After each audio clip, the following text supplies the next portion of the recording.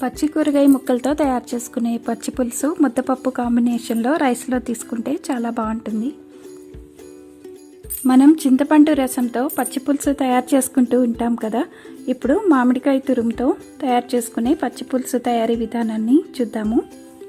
ఇప్పుడు 1/2 లీటర్ వాటర్తో తయారు చేసుకునే పచ్చి పులుసు తయారీకి కావాల్సిన పదార్థాలు చూద్దాము. పచ్చి పులుసు తయారీ కోసం కరివేపాకు 10 నుంచి 12 ఆకుల వరకు తీసుకోవాలి.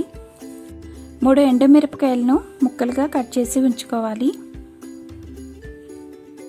2 మీడియం సైజు ఉల్లిపాయలని చిన్న చిన్న ముక్కలుగా కట్ చేసి ఉంచుకోవాలి. 1/2 టీ స్పూన్ జీలకర్ర తీసుకోవాలి. బెల్లం తరుగు 2 టేబుల్ స్పూన్లు తీసుకోవాలి. తీపి ఇష్టపడే వాళ్ళు 3 టేబుల్ స్పూన్ల వరకు వేసుకోవచ్చు. రుచికి సరిపడా ఉప్పు తీసుకోవాలి. పచ్చి మామిడికాయ తురుము 3 టేబుల్ స్పూన్లు. పులుపు తక్కువగా ఉంటే 4 టేబుల్ స్పూన్ల వరకు వేసుకోవచ్చు. ఇప్పుడు మిక్సింగ్ బౌల్ తీసుకుని మనం రెడీ చేసి ఉంచుకున్న పదార్థాలన్నిటినీ బౌల్లో వేసుకోవాలి. ఎండుమిరపకాయ ముక్కలు, ఉల్లిపాయ ముక్కలు, ఉప్పు, జీలకర్ర, కరివేపాకు వేసుకోవాలి.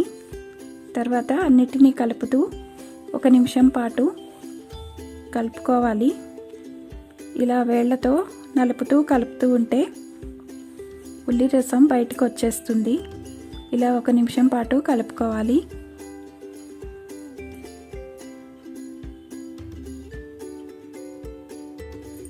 ఇలా కలుపుకున్న తర్వాత ఉల్లి రసం బయటికి వచ్చేస్తుంది. ఉల్లిపాయ ముక్కలు కూడా ట్రాన్స్పరెంట్గా అవుతాయి. తర్వాత మామిడికాయ తురుము వేసుకుని ఒకసారి కలుపుకోవాలి. ఇప్పుడు బెల్లం తరుగు కూడా గిన్నెలో వేసుకుని మరొక నిమిషం పాటు అన్నిటినీ కలుపుకోవాలి.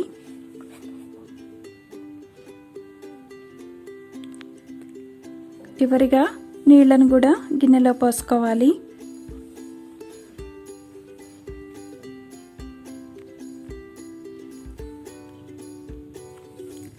అన్నిటినీ ఒకసారి కలుపుకుంటే పచ్చి పులుసు రెడీ అయిపోతుంది. మామిడి తురుములోని పులుపుని బట్టి అవసరమైతే ఇంకొంచెం తురుము కలుపుకోవాలి.